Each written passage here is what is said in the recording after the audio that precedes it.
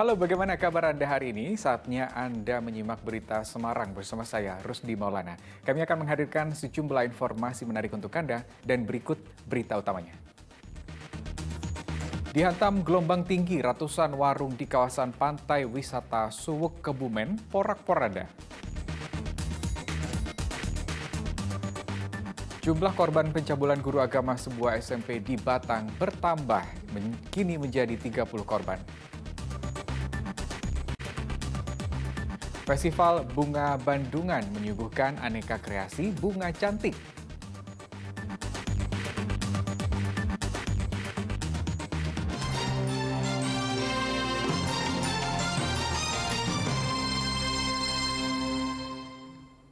Ya, ratusan warung milik para pedagang di wisata Pantai Suwuk, Kabupaten Kebumen, porak-poranda dihantam gelombang tinggi.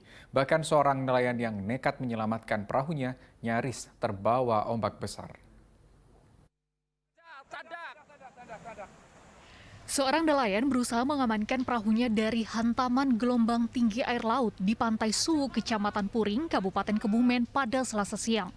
Selain menghantam perahu nelayan, gelombang tinggi juga menghanyutkan sejumlah kursi warung di pesisir pantai. Gelombang tinggi memporak-porandakan lebih dari 100 warung di wisata Pantai Suwuk. Gelombang tinggi kali ini yang paling parah terjadi dalam beberapa waktu terakhir. Ya, itu kurang lebih tinggi 4 meter, setinggi warung itulah, setinggi warung. Ini termasuk paling gede atau gimana, Pak? Ya, ini kalau dari kemarin ini yang paling besar. Iya, dari kemarin ini yang paling besar. Awalnya cuaca di pantai wisata Suwuk cukup cerah. Namun tiba-tiba ombak besar datang dan menerjang ratusan warung dan perahu nelayan. Bahkan besarnya ombak sampai mencapai 500 meter dari bibir pantai. Petugas gabungan membantu warga membersihkan puing-puing warung yang rusak. Polisi mengimbau agar wisatawan waspada karena gelombang tinggi diprediksi masih terjadi. Kami mengimbau kepada wisatawan yang datang ke Pantai Suwuk untuk sementara menghindari ombak yang masih belum bersahabat. Alangkah baiknya untuk jangan datang dulu ke sini karena ini selama beberapa hari ini ombak masih tinggi. Tak ada korban jiwa dalam peristiwa ini, namun dampak kerugian warung para pedagang merugi hingga ratusan juta rupiah. Wahyu Diono melaporkan dari Kabupaten Kebumen. Sebuah tempat penimbunan solar di Kabupaten Rembang kembali digerebek. Polisi menyita lebih dari 1.000 liter solar subsidi yang dijual pelaku untuk industri.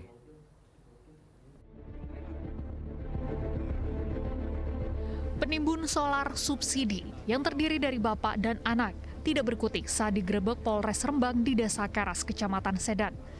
Dari video amatir terlihat mereka tertangkap basah sedang memindahkan solar subsidi dari truk.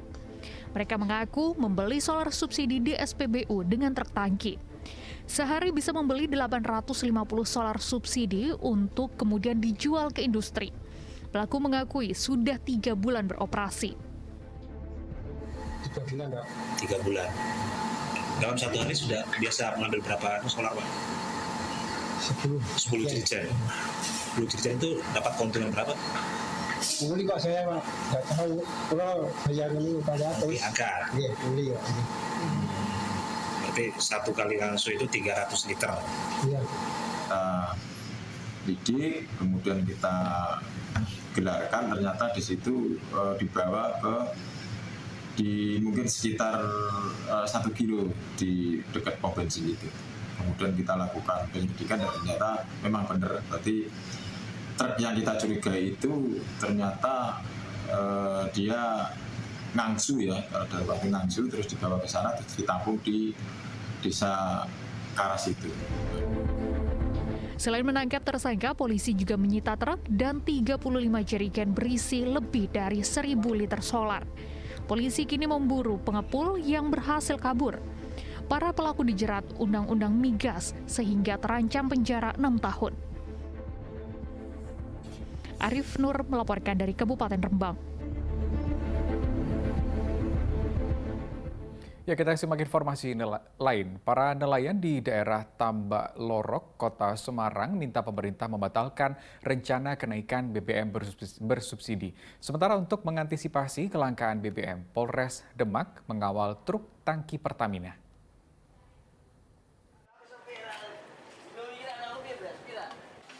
Para nelayan kecil di Kampung Nelayan Tambak Lorok, Kota Semarang mulai resah dengan rencana kenaikan BBM subsidi.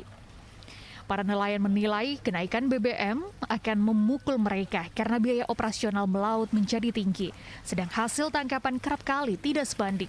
Apalagi saat ini harga ikan mulai anjlok. Salah satu nelayan mengakui kini sulit mendapatkan BBM subsidi. Pembelian pun dibatasi hanya 60 liter untuk satu perahu. Ya ketiga kalinya. Kadang-kadang aja nggak nyampe hasil tangkapan sama belinya solar tuh nggak nyampe.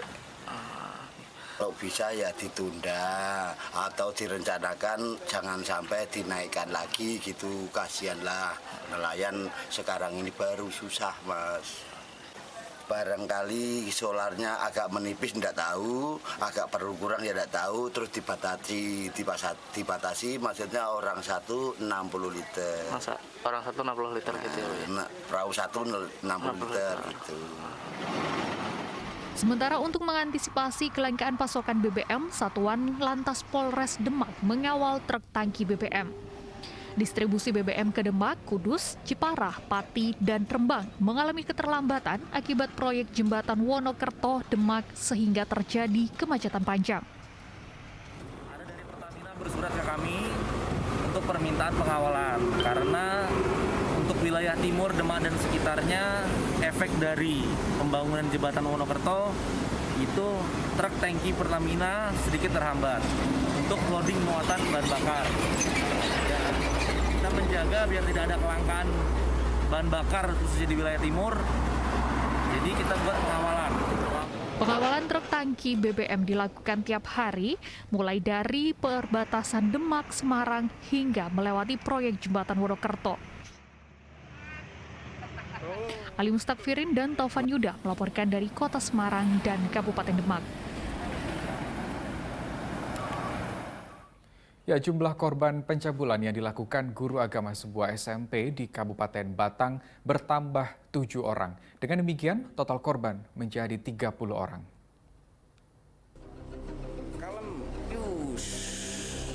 Hingga hari Selasa, Unit Perlindungan Perempuan dan Anak Polres Batang mendata jumlah siswi yang menjadi korban pencabulan guru agama bertambah 7 orang. Jumlah bertambah setelah polisi menerima laporan orang tua korban. Dengan demikian, total korban sejauh ini menjadi 30 orang. Perkembangan kasus saat ini untuk sementara baru saja ada laporan masuk. Sementara masih kami periksa nanti ke depannya. Semoga saja nanti bisa muncul istilahnya korban-korban yang lain menjadi langkah awal bagi korban-korban yang lain yang saat ini belum lapor untuk bisa segera lapor. Terus bertambah nanti? Tidak menutup kemungkinan bisa bertambah lagi. Kasus pencabulan dengan modus tes kedewasaan pada proses seleksi panitia OSIS ternyata sudah berlangsung 3 tahun. Kasus terbongkar setelah orang tua korban menggeruduk sekolah sehingga pelaku AM ditangkap. Menurut pengamatan dan hasil-hasil yang telah kami lakukan berdasarkan wawancara beberapa terduga korban itu dilakukan di luar jam sekolah. Tersangka dijerat dengan pasal 81 dan 82 Undang-Undang Nomor 23 tentang Perlindungan Anak dengan ancaman hukuman 15 tahun penjara. Kunchoro Wijayanto melaporkan dari Kabupaten Batang. Kita ke informasi lain, komplotan pencuri yang terdiri dari ibu dan anak menggasak tas di sebuah kios di Klaten. Modus pelaku pura-pura datang sebagai pembeli.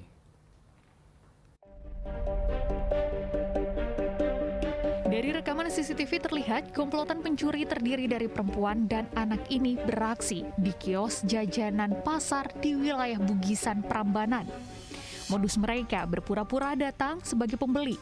Setelah mengamati situasi aman, mereka kemudian menyembunyikan tas dalam jaket lalu pergi. Pencurian terjadi 23 Agustus lalu.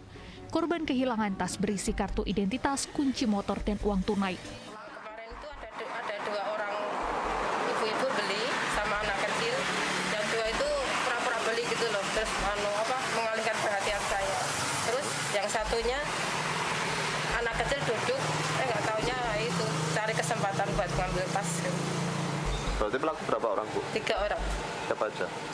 Ya 2 orang ibu-ibu sama anak kecil, paling usia 7 tahunan. Yang ngambil? Anak kecil.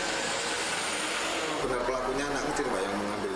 Ya kalau dia dari video kan jelas kelihatan sekali kan itu. Kira-kira umurnya berapa Pak anak kecilnya? Itu ya masih SD itu ya, masih SD. Total pelaku berapa Pak?